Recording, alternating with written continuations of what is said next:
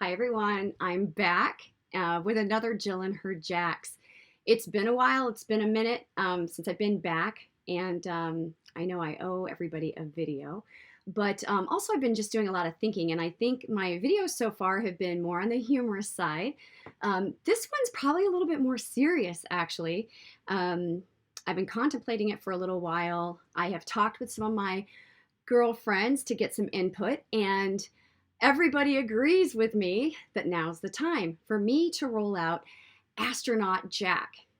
And in this particular case for me, I can say astronaut Jacks because I tend to have a lot of these astronaut Jacks in my world. And I think right now it's just kind of coming to um, this feverish pitch in my world. And I'm not quite sure why that is, but I know that I need to talk about it because I think it's good to put it out there.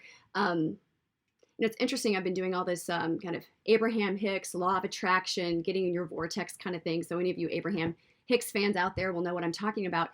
And there's this whole idea that if you know what you don't want, you know what you do want. And if you know what you do want, you know what you don't want, etc.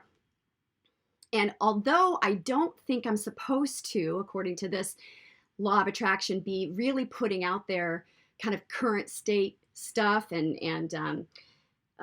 always talking about what I don't want, I feel like maybe if I do this video, it'll kind of purge it from my system, number one. And number two, it will also maybe serve as a bit of I don't know, a PSA, a helpful PSA to other women who might be experiencing the same thing. In fact, I would guarantee that I have a lot of women in my world who I know, whether you're a good friend, a close friend, or just an acquaintance, or somebody from high school or grade school or whatever, I would imagine there's so many women that have experienced this. And so actually, I'd be really interested if you've experienced anything like this to please comment. I'd love to get some dialogue going on about astronaut Jack. So what the heck is an astronaut Jack? An astronaut Jack is a guy that orbits, right? They orbit all around you.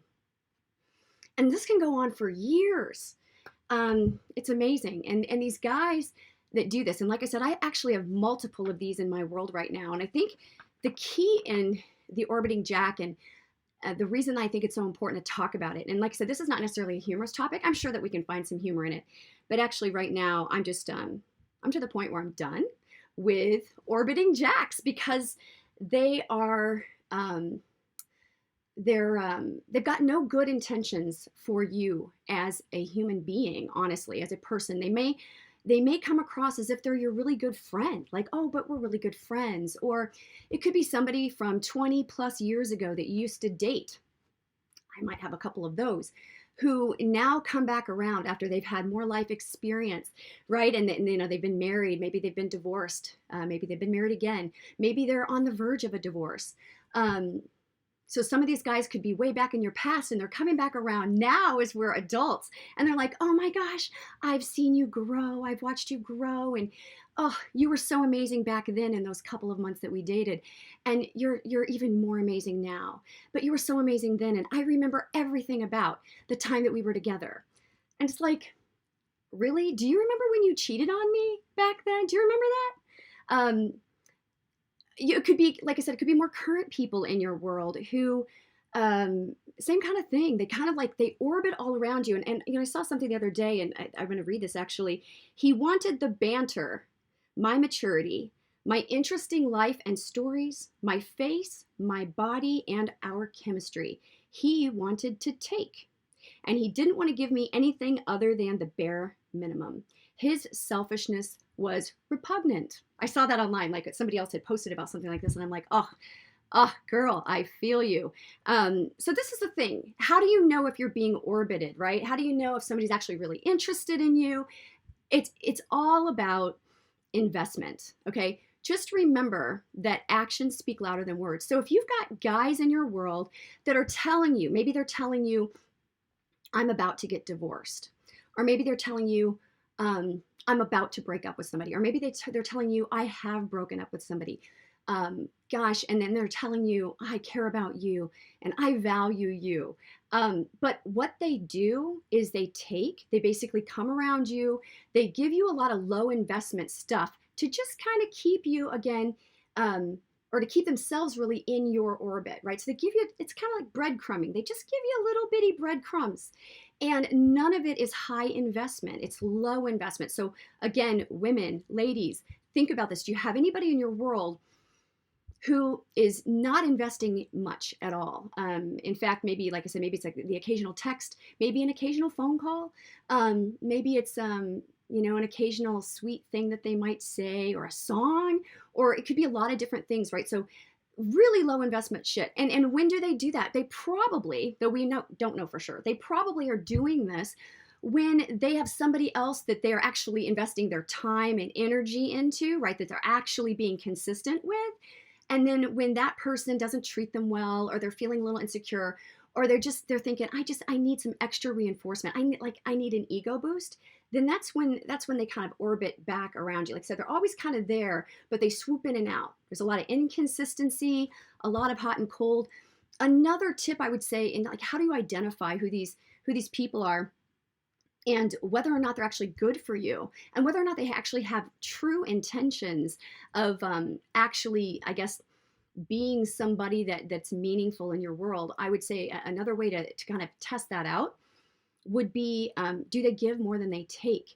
Are you there for them and they're not there for you?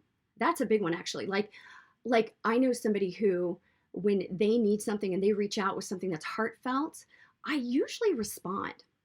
In fact, I don't know of a time I ever didn't respond. But yet I can reach out with something that's heartfelt and meaningful, and there's just like crickets. It's so like, what the fuck is that? That's not even friendship. That's actually just really shitty. And so who has time for that? Like I don't.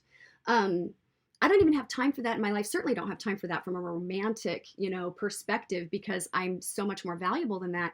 But who has time for that even as a friend? I actually don't even know of any of my good girlfriends that would actually just blow off text messages that I would send to them, especially when there are things that are kind of meaningful to me. So if you've got these like hot and cold people in your world, like I said, they're swooping in and out, they're super inconsistent. You've got to understand you need to separate yourself from the things they say to you. Words, honestly, are meaningless. I'd love to say they're full of meaning. And for some people, certainly, if they're backed up by actions, then they can be super meaningful. But if they're not backed up by actions and consistency and an actual coming toward you and caring about you, like I said, first and foremost, just as a human being, then it's not worth keeping these people in your world. Right? So what do we do about it? That's kind of the question. I would love if you've got experiences with this kind of a dynamic in your world.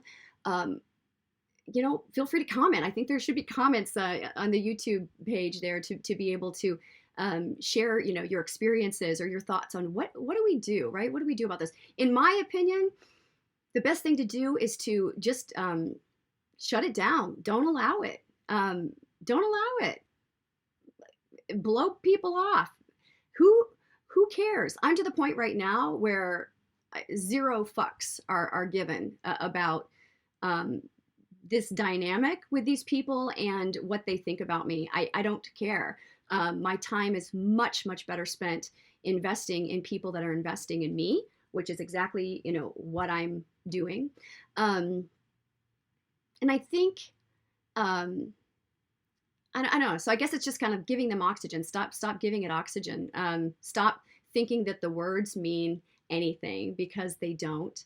And I had another thought I wanted to share, but now it's kind of escaping my mind in terms of exactly what I wanted to say about that. Now my dog's barking, so that's a little bit distracting.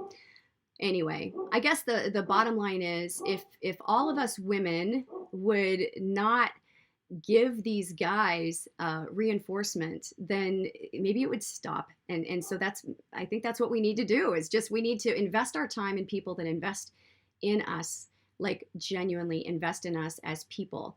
And let these guys find women that are willing to be an option in their world. And going back to that, I really think that that's what this boils down to, is these are guys who feel like they need to keep you around because somehow you're some sort of an option in their world. And we need to make sure that they understand, no, that's not true. In fact, I would say this kind of behavior is incredibly unattractive. So there could be an individual that you actually have had an attraction for in the past that at some point you're just like, this is super unattractive behavior. Like I'm not even attracted to that in a person. And it's just super unattractive. So why, like I'm not even interested. So like you actually, maybe one time I was an option, but kind of not anymore. So I think that that's the thing that that these guys need to realize is no. And it kind of hit me what I was going to say. So this is super rambly, I know, but I actually have a guy in my world who wanted me to get on a secret app, right? He didn't want to chat with me, didn't want to use his cell phone to chat with me, but he wanted to get on a secret app to chat with me. And at first I did it because I thought, oh, well, okay, I think his explanation makes sense. And then I started to realize, no, it really doesn't. He's like, this doesn't, I'm not going to chat with this guy on this fucking app. And so I deleted the app, and no, it wasn't the damn Israelis. If you're watching this, that's not it. It's that I'm not going to be that for you. I'm not going to be that person that you can come and like chat with when you're feeling bummed about your life. You know what? If you are in the middle of a divorce, get your divorce. And you want to try to pursue me later, you can pursue me like any other guy, and you can earn your time with me and show me that you're worth me investing any time in. But absent that, I got to tell you, I don't care how much money you have. I don't care what kind of lifestyle you can provide to me, because I'm being given some of this kind of feedback by some people. I don't care about your money. I've got my own money. I don't care about your money. Don't care. So I don't care. I just don't care about any of that. I care about like genuine, good people who are loyal and caring and kind and fun and funny and silly, that recognize, the value that I bring and want to invest. And certainly, again, I'm not talking about financial investment at all. I'm talking about the things that are most precious, which to me are time and energy. So stop with the whole, what you can provide to me and trying to like entice me as if you think that matters to me, or that you think that's what it comes down to. For some women it might, and so maybe you should find one of those. Doesn't sound too interesting to me, but some guys might be into that. So anyway, all right. So this was not actually maybe a humorous video. I probably have some good stories I could share that are detailed about some of this, but I'm not going to right now. I needed to get this out. Like I said, get it out of my system. I'm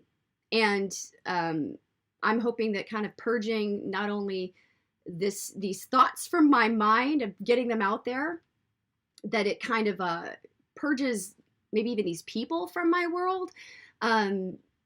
They say kind of like, do what you, what is it? I don't know what the saying is. I'm going to totally butcher it, but there's like a tribe saying that's like, do what you mean. And no, I'm going to mess it up. Anyway, bottom line is, the people who love you, actually genuinely love you and care about you, are going to be with you. They're going to be your tribe, and they're going to be with you even if you say certain things that like kind of hurt them a little bit. Like they're like, ooh, I don't like the way that makes me feel. If they care about you, they will care enough to work through it with you. If you say your truth to somebody, which is, what you're doing and the way you're behaving with me isn't okay with me, and they scatter, that's your answer. That it doesn't get any easier than that. That's your answer. That's how significant you were in the first place, which is exactly what you suspected, or at least in this case, me, what I suspect. So scurry along if this is really like hard for you to hear. Cool. That's okay. All you're doing is freeing up my life and my energy for all of the good stuff to come in. That's how I feel. All right. So again, way more serious video than what I would normally do, but I feel like it's very, very necessary. And like I said, I'm hopeful that some of this will for other women make you understand that, like, if you're going through this or have gone through this in the past, you're definitely not alone. And, feel free to comment. In fact, please comment. Have you had this situation? What did you do about it? Have you had any good results with whatever approach you've taken to end this kind of cycle with various people in your world? I'd love to hear it. Anyway, thanks everybody. Have a great Monday. Have a great week. And I'm sure I'll be back